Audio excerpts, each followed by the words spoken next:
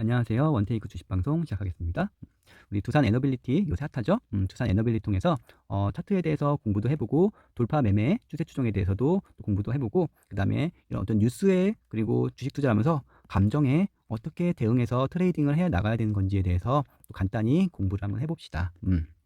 두산은 일단 국장 투자자들 사이에서도 야 꺼려야 되는 주식 기업 분할도 많이 하고 조직 개편도 많이 하면서 투자자들을 굉장히 혼란스럽게 하는 기업이 두산이었어.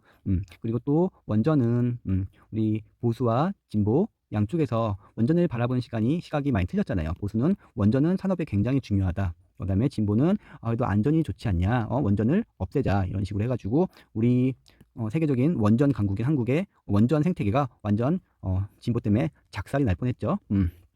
이게 여론이 안 좋으니까 그때 문재인이가 그 체코에 가가지고 원전을 뭐 팔겠다고 세일즈맨이 되겠다고 난 좀 등신인가 싶었어. 자국의 원전은 다 없애면서 우리 원전 좀 사주세요 하는 누가 사겠어?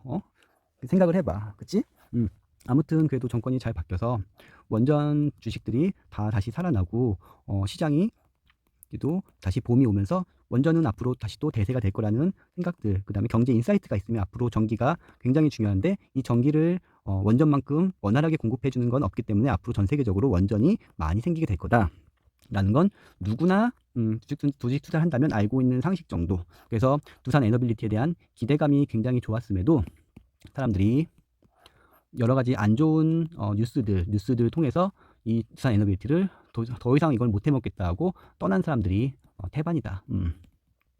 그리고 요날 이게 되게 중요한 분기점인데 이때가 무슨 날이냐면은 체코에서 원전 공사를 수주했다고 발표가 난 날. 전날 발표가 나서 시외에서 상한가에 간 다음에 아침에 사람들이 이때 상한가 갈 것 같다고 불나방처럼 뛰어들었다가 작살이 난 날이다. 저도 이때 작살이 났었나? 어떻게 기억은 안 나네. 크게 손해는 안 봤던 것 같은데.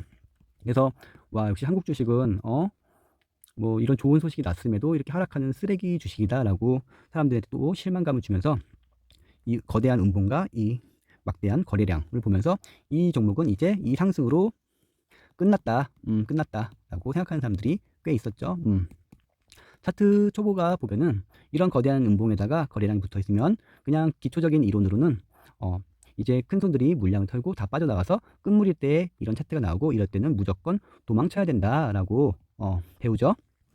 그렇지만 차트라는 건 절대 정답이 없고 그때그때 어떤 상황에서 어떤 똑같은 봉이라도 어떤 상황, 어떤 시장, 어떤 뉴스 이런 거에 따라서 이 봉의 의미가 바뀌는 거기 때문에 항상 고정적으로 교과서 외우듯이 차트는 이렇게 되면 이렇게 된다라고 시작해서 공부하면 큰일이 난다.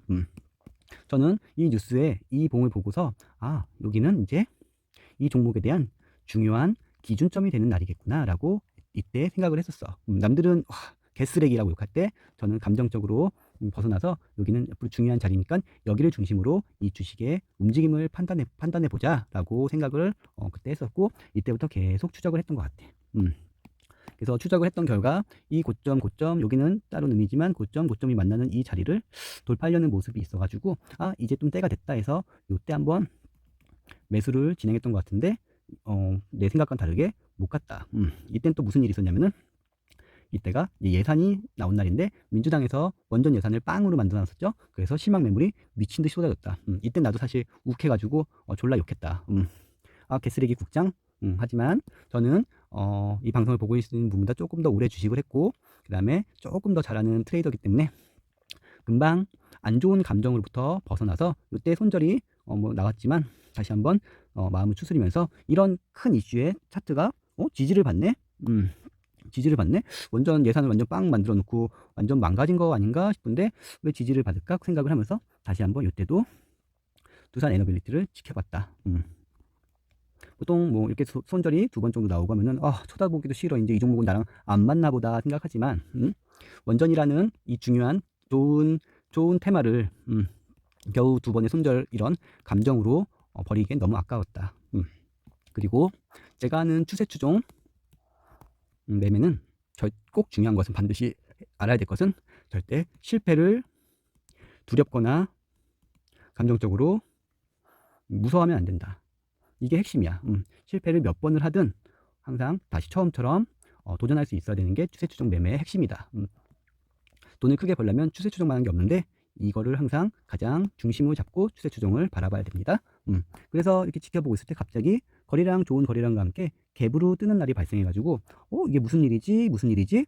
의아했는데 그래도 한 번 더 기회를 가질 수 있겠다 이렇게 생각해서 아직 차트가 충분히 여물지 않은 상황에서 보통 이런 자리에서는 매수를 하지 않지만 이 갭의 의미를 굉장히 좋게 봤고 이 큰 하락을 여기서 뭐 이렇게 올라가는 것도 아니고 번쩍 뛰어오는 걸 보면서 이게 힘이 있네? 이 정도 생각을 했던 것 같아. 그래서 아마 요 날인가 요 날쯤에 1차 매수를 진행했던 것 같아요. 요때 진행을 하고 그 다음에 중요한 날이었죠. 다시 이 고점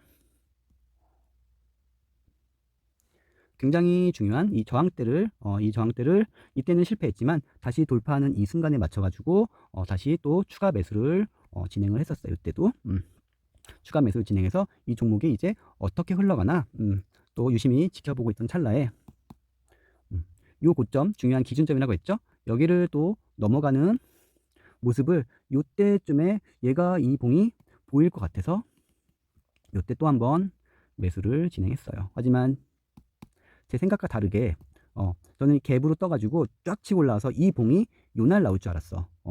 근데 내 생각과 틀렸다.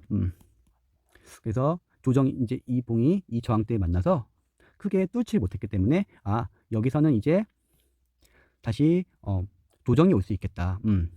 이제 힘들게 올라왔던 이 종목이 잠시 더 높이 올라가기 전에 그러니까 좀 약한 매수자들을 털어내는 조정 구간이 이때쯤 이제 펼쳐지겠구나라고 어느 정도 예상을 할 수 있었죠. 차트만 보고 예상을 하는 거야. 차트와 분위기를 보면서 주식을 하는 사람, 뭐 차트를 투자하는 사람, 그 기업을 보고 투자하는 사람들은 이렇게 중요한 자리, 중요한 움직임에서 어떤 차트, 어떤 봉, 어떤 모습을 보여주냐에 따라서 이 움직임을 어느 정도 예측은 조금 할 수는 있어야 되는 것 같아. 그렇다고 이 예측을 무조건 된다, 이렇게 된다라고 생각하면 큰일 나지만 어느 정도 예측을 하면서 거기에 맞게 융통성 있게 액티브하게 대응해 나가는 게 굉장히 중요하다.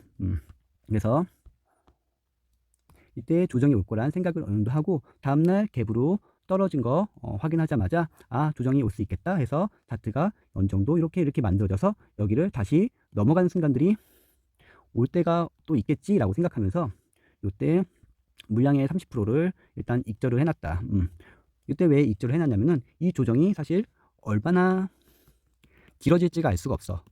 길게 가서 이렇게 또 올라갈 수도 있는데 이때 돈이 많이 묶여버리는 걸 원치 않았었고 그 다음에 이 조정이 깊게 와서 올라갈 수도 있는데 내가 만약 이 조정에 깊게 올 때 여기가 내 매수가라든가 아니면 마이너스까지 오는 자리라고 하면은 내가 버티기가 힘들 수 있는 정신적으로 약해지는 구간이 올 수도 있기 때문에 일단 어느 정도 수익 실현을 해놓고 내가 틀려서 여기서 올라갔다면 그거는 비중이 좀 줄어들지만 어쨌든 돈을 버는 거기 때문에 크게 문제가 없는 일인데 여기서 내가 잘못 매도를 해버리면 이 종목의 기회를 아예 놓쳐버릴 수 있기 때문에 일단 리스크를 줄이기 위해서 수익 실현을 일단 진행을 했어요. 그리고 이때 돈이 얼마나 묶일지 알 수 없기 때문에 이때 일단 익절한 돈으로 다른데 재투자를 해서 수익을 높이는 게 훨씬 좋다는 판단을 할 수 있었지. 무작정 쭉 들고 가는 게 항상 제일 좋은 게 주식은 아니라는 거. 그래서 저는 이 기준점만을 바라보면서 이 종목이 어떻게 조정을 받아서 사람들을 약한 보유자들을 털어내는지 쭉 지켜보고 있었는데 이때쯤부터 뭔가 생각보다 안 떨어지네. 사실 여기서 이렇게 조정이 왔으면 더 크게 내려왔다면은 좀 오래 걸리는 조정이 만들어질 수 있었을 것 같은데 짧게 움직이는 걸 보면서 생각보다 조정이 짧게 끝날 수도 있겠다라고 생각을 했던 것 같아. 그래서 얘가 요 날쯤 왔을 때 이 종목이 벌써 이 정도 모습을 보이면 조만간 여기를 이 중요한 자리를 다시 뚫고 올라갈 수도 있겠다라고 생각을 트레이더로서 판단을 했었어. 그리고 요 봉이 나왔을 때 그 판단이 조금 더 한 80%까지 확신이 생겼었다. 다만 요 봉이 나와서 요때 내가 확신이 80%까지 생겼다고 함부로 여기를 넘을 거라고 단정해 버렸다가는 틀렸을 때 쭉 하락해 가지고 매수가가 엄청 올라가 버리는 안 좋은 일이 펼쳐질 수 있었고 예측은 예측일 뿐인 거지 항상 결과로 충분히 보여주는 걸 확인하고 들어가는 습관을 들여야 되기 때문에 예측만 했을 뿐이지 이 위에서 매수를 하기로 결정을 했어요. 그래서 제가 이 위에서 이 가격이 25,150원인데 25,150원에 자동 매수를 걸어 놓을까 하다가 얘가 여기서 25,000원을 터치만 하고 쭉 빠질 수 있는 우려가 있기 때문에 여기보다 좀 더 여유 있는 25,250원 정도의 자동 매수를 설정해 놨다. 그리고 얼마나 대담하게 설정했냐면은 내가 여기서 갖고 있던 비중을 30% 줄이겠지만 그 30%를 추가해서 한 게 아니라 내가 여기서 갖고 있던 70% 양 플러스 70을 그대로 더해서 이때 자동 매수를 걸어놨다. 왜냐? 지금 올라가서 봤을 땐 여기를 넘는 자리가 충분히 살만한 차트가 굉장히 예쁜 자리지만 그냥 요 느낌으로 봤을 때는 조금 무서운 자리다. 무서운 자리.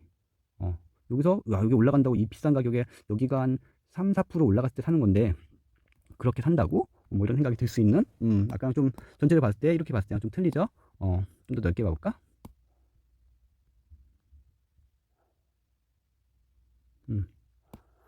이런 모습인데 여기서 여기를 넘을 때 매수하겠다는 결심을 한 거예요. 돌파 매매는 내가 여기를 돌파할 것 같다고 미리 단정 짓고 매수했다가는 큰일 난다. 실패할 때 실패하고 더 비싸게 주고 사더라도 확실히 올라가는 뚫고 가는 걸 보고 살 수 있어야 돼. 아셨죠? 함부로 이건 돌파가 된다 예측하고 예측 매매로 미리 샀다가는 나중에 큰 돈 잃는다. 그래서 항상 주식은 올라갈 때 사는 거라는 걸 잊으면 안 돼. 아셨죠?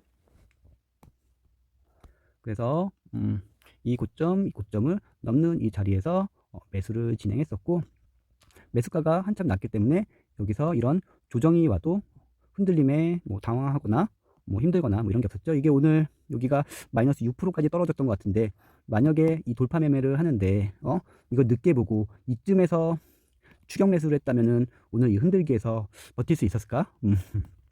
그래서 돌파 매매를 할 때는 항상 쫓아가면 안 되고 정확하게 좋은 자리에서 매수를 할 수 있어야 된다.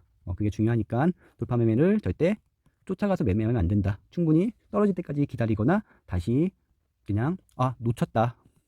내 거 아닌가 보다. 라고 생각하고 다음 종목을 기다리는 게 훨씬 좋은 방법이라고 생각을 해요. 그리고 중요한 이렇게 차트가 예쁘게 만들어져서 돌파를 성공했다 쳐. 중요한 거는 이런 거래량이 엄청 세게 여기를 뚫고 올라간 이런 완벽한 형태의 돌파에서도 여기서 요 날이 마지막 수익 구간인 적도 허다한 일이니까 항상 너무 무리하게 베팅하면 큰일 난다. 추세 추종 돌파 매매는 절대 뭐 올인 매매를 하거나 아니면 뭐 비중을 너무 과하게 하거나 이러면은 큰 손해를 보고 망할 수도 있으니까 항상 비중을 적당히 조절해서 욕심을 비우고 추세 추종 돌파 매매를 하는 게 굉장히 중요해요. 그리고 요때 이렇게 조정 크게 받았던 이유가 아침에나 어제 저녁인가 뉴스를 뿌려줬을 거야.